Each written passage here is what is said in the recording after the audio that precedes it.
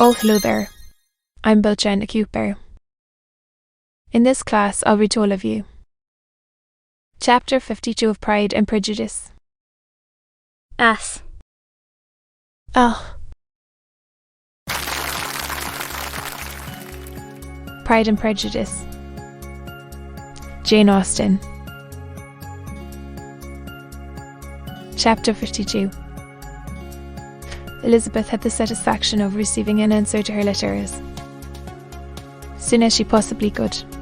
She was no sooner in possession of it than, hurrying into the little copse where she was least likely to be. Interrupted, she sat down on one of the benches and prepared to be happy, for the length of the letter convinced her that it did not contain a denial. Created Street Sept. This. My dear niece, I have just received your letter and shall devote this whole warning to answering it, as I foresee that a little writing will not comprise what I have to tell you. I must confess myself surprised by your application. I did not expect it from you. Don't think me angry, however, for I only mean to let you know that I had not imagined such inquiries to be necessary on your side. If you do not choose to understand me, forgive my impertinence. Your uncle is as much surprised as I am, and nothing but the belief of your being a party concerned would have allowed him to act as he has done. But if you are really innocent and ignorant, I must be more explicit. On the very day of my coming home from Longbourn, your uncle had a most unexpected visitor, Mr. Darcy called and was shut up with him several hours. It was all over before I arrived, so my curiosity was not so dreadfully wrecked as yours seems to have been. He came to tell Mr. Gardiner that he had found out where your sister and Mr. Wickham were, and that he had seen and talked with them both Wickham repeatedly the day once. From what I can collect, he left Derbyshire only one day after ourselves and came to town with the resolution of hunting for. Then, the motive professed was his conviction of its being owing to himself that Wickham's witlessness had not been so well known as to make it impossible for any young woman of character to live or confide in him. He generously imputed the whole to his mistaken pride, and confessed that he had before thought it beneath him to lay his private actions open to the world. His character was to speak for itself. He called it, therefore, his duty to step forward and endeavour to remedy an evil which had been brought on by himself. If he had another motive, I am sure it would never disgrace him. He had been some days in town before he was able to discover them, but he had something to direct his search which was more than we had, and the consciousness of this was another reason for his resolving to follow us. There is a lady, it seems, Miss Young, who was some time ago governess to Miss Darcy, and was dismissed from her charge on some cause of disapprobation, though he did not say what. She then took a large house in Edward Street, and has since maintained herself by letting lodgings. This Miss Young was, he knew, intimately acquainted with Wickham, and he went to her for intelligence of him as soon as he got to town. But it was 2 or 3 days before he could get from her what he wanted. She would not betray her trust, I suppose, without bribery and corruption, for she really did know where her friend was to be found. Wickham, indeed, had gone to her on their first arrival in London, and had she been able to receive them into her house, they would have taken up their abode with her. At length, however, our kind friend procured the wished for direction. They were in Street. He saw Wickham, and afterwards insisted on seeing Lydia. His first object with her, he acknowledged, had been to persuade her to quit her present disgraceful situation and return to her friends as soon as they could be prevailed on to receive her, offering his assistance as far as it would go. But he found Lydia, absolutely resolved on remaining where she was. She cared for none. Of her friends, she wanted no help of his she would not hear of. Leaving Wickham, she was sure they should be married sometime or other, and it did not much signify when, since such were her feelings. It only remained, he thought, to secure an expedited marriage, which in his very first conversation with Wickham he easily learned had never been his design. He confessed himself obliged to leave the regiment on account of some debts of honour, which were very pressing, and scrupled not to lay all the consequences of Lydia's fight on her own folly alone. He meant to resign his commission immediately, and as to his future situation, he could conjecture very little about it. He must go somewhere, but he did not know where, and he knew he should have nothing to live. Mr. Darcy asked why he did not marry your sister at once. Though Mr. Bennet was not imagined to be very rich, he would have been able to do something for him, and his situation must have been benefited by marriage. But he found, in reply to this question, that Wickham still cherished the hope of more effectually making his fortune by marriage in some other country. Under such circumstances, however, he was not likely to be proof against the temptation of immediate relief. They met several times, for there was much to be discussed. Wickham, of course, wanted more than he could get, but at length was reduced to be reasonable. Everything being settled between them, Mr. Darcy's next step was to make your uncle acquainted with it, and he first called in Great Church Street the evening before I came home, but Mr. Gardiner could not be seen, and Mr. Darcy found, on further inquiry, that your father was still with him, but would quit town the next morning. He did not judge your father to be a person whom he could so properly consult as your uncle, and therefore readily postponed seeing him till after the departure of the former. He did not leave his name until the next day. It was only known that a gentleman had called on business. On Saturday he came again. Your father was gone, your uncle at home, and as I said before, they had a great deal of talk together. They met again on Sunday, and then I saw him too. Was not all settled before Monday, as soon as it was the express was sent off to Longbourn, but our visitor was very obstinate. I fancy, Lizzie, that obstinacy is the real defect of his character. After all, he has been accused of many faults at different times, but this is the true one. Nothing was to be done that he did not to himself, though I am sure, and I do not speak it to be thanked. Therefore say nothing about it. Your uncle would most readily have settled the whole. They battled it together for a long time, which was more than either the gentleman or lady concerned in it deserved. But at last your uncle was forced to yield, and instead of being allowed to be of use to his niece, was forced to put up with only having the probable credit of it, which went sorely against agreeing. And I really believe your letter this morning gave him great pleasure, because it required an explanation that would rob him of his borrowed feathers, and give the praise where it was due. But Lizzie, this must go no further than yourself or Jane at most. You know pretty well, I suppose, what has been done for the young people. His debts are to be paid, amounting, I believe, to considerably more than £1,000, another 1,000 in addition to her own settled upon her, and his commission purchased. The reason why all this was to be done by him alone was such as I have given above. It was owing to him, to his reserve and want of proper consideration, that Wickham's character had been so misunderstood, and consequently that he had been received and noticed as he was. Perhaps there was some truth in this, though I doubt whether his reserve or anybody's reserve can be answerable for the event. But in spite of all this, Fine talking, my dear Lizzie, you may rest perfectly assured that. Your uncle would never have yielded if we had not given him credit for another interest in the affair, when all this was resolved.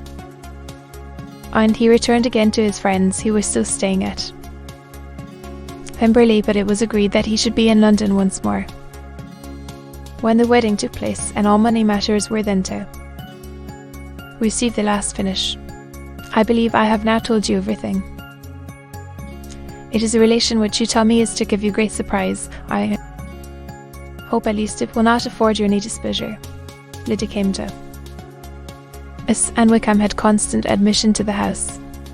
He was exactly where he had been when I knew him in Hertfordshire, but I would not tell you how little I was satisfied with her behaviour while she stayed with us if I had not perceived by Jane's letter last Wednesday that her conduct on coming home was exactly of a piece with it, and therefore what I now tell you can give you no fresh pain.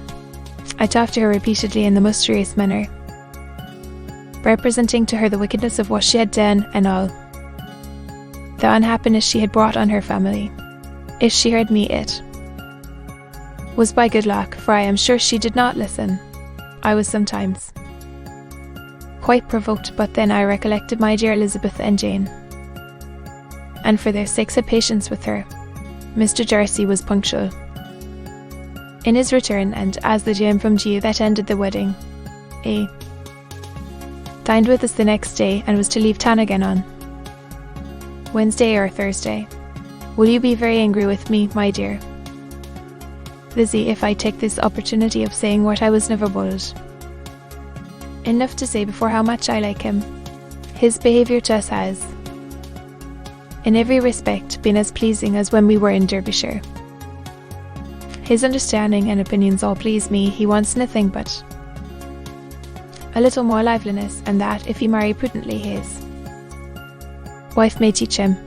I thought him very sly. He hardly ever mentioned your name, but slyness seems the fashion. Pray forgive me if I have been very presuming, or at least do not punish me so far as to exclude me from P. I shall never be quite happy till I have been all round the park. A low phaeton with a nice little pair of ponies would be the very thing. But I must write no more.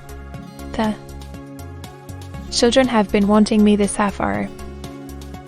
Yours very sincerely, and Gardiner. The contents of this letter threw Elizabeth into a flutter of spirits, in which it was difficult to determine whether pleasure or pain bore their greatest share.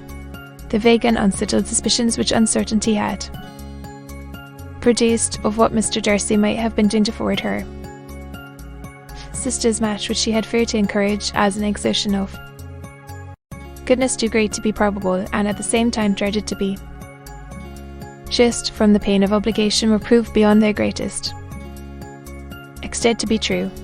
He had followed them purposely to town. He had taken on himself all the trouble and mortification attendant on such a research, in which supplication had been necessary to a woman whom he must abominate and despise, and where he was reduced to meet frequently, reason with, persuade, and finally bribe the man whom he always most wished to avoid, and whose very name it was punishment to him to pronounce.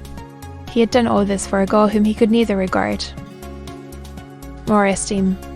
Her heart it was Spurlat, he had done it for her, but it was a hope shortly checked by other considerations, and she soon felt that even her vanity was insufficient when required to depend on his affection for her, for a woman who had already refused him as able to overcome a sentiment so natural as abhorrence against relationship with Wickham, brother-in-law of Wickham. Every kind of pride must revolt from the connection. He had to be sure to unmatch. She was ashamed to think how much, but he had given a reason for his interference which asked no extraordinary stretch of belief. It was reasonable that he should feel he had been wrong. He had liberality, and he had the means of exercising it, and though she would not place herself as his principal inducement, she could perhaps believe that remaining partiality for her might assist his endeavours in a cause where her peace of mind must be materially concerned. It was painful, exceedingly painful, to know that they were under obligations to a person who could never receive a return. They had the restoration of Lydia, her character, everything to. And oh, how heartily did she grieve over every ungracious sensation she had ever encouraged, every saucy speech she had ever directed towards.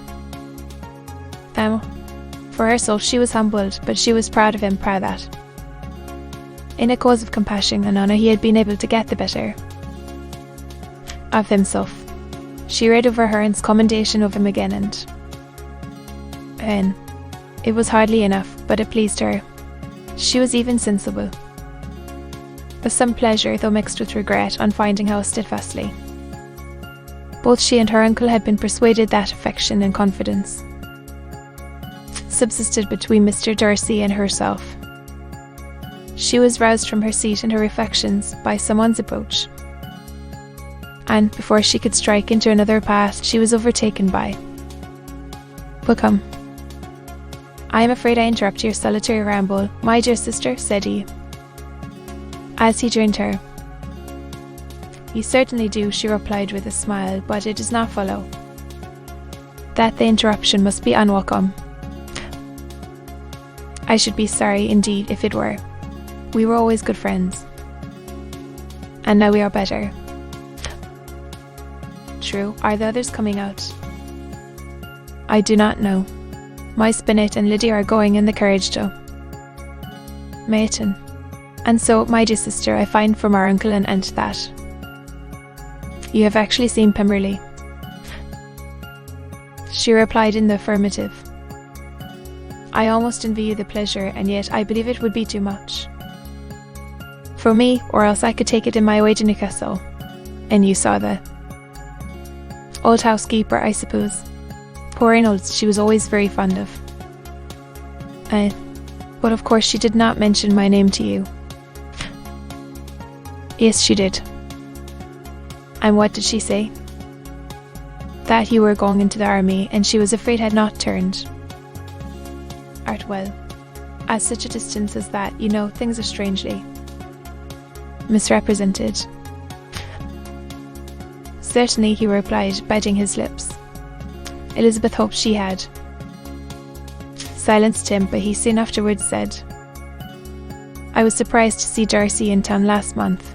We passed each other several times. I wonder what he can be doing there." "Perhaps preparing for his marriage with Mr. Berg," said Elizabeth. "It must be something particular to take him there at this time of year." "Undoubtedly. Did you see him while you were at Lantern?" "I thought I understood from the gardeners that you had." "Yes, he introduced us to his sister." "And do you like her?" "Very much. I have heard, indeed, that she is uncommonly improved within this year or two. When I last saw her, she was not very promising." "I am very glad you liked her. I hope she will turn out well." "I dare say she will. She has got over the most trying age." "Did you go by the village of Kimpton?" "I do not recollect that we did. I mention it because it is the living which I ought to have had. A most delightful place, excellent parsonage house. It would have suited me in every respect." "How should you have liked making sermons?" "Exceedingly well. I should have considered it as part of my duty, and the exertion would soon have been nothing. One ought not to repent both. To be sure, it would have been such a thing for me. The quiet, the retirement of such a life would have answered all my ideas of happiness, but it was not to be." "Did you ever hear Darcy mention the circumstance when you were in Kent?" "I have heard from authority, which I thought as good, that it was left you conditionally only, and at the will of the prison patron. You have. Yes, there was something in that. I told you so from the first, you may remember. I did hear too that there was a time when sermon making was not so palatable to you, as it seems to be a prison, that you actually declared your resolution of never taking orders, and that the business had been compromised accordingly. You did, and it was not wholly without foundation. You may remember what I told you on that point when first we talked of it. They were now almost at the door of the house, for she had walked fast to get rid of him, and unwilling for her sister's sake to provoke him. She only said in reply, with a good-humoured smile, "Come, Mr. Wickham, we are brother and sister, you know. Do not let us quarrel about the past. In future, I hope we shall be always of one mind." She held out her hand. He kissed it with affectionate gallantry, though he hardly knew how to look, and they entered the house. To be continued.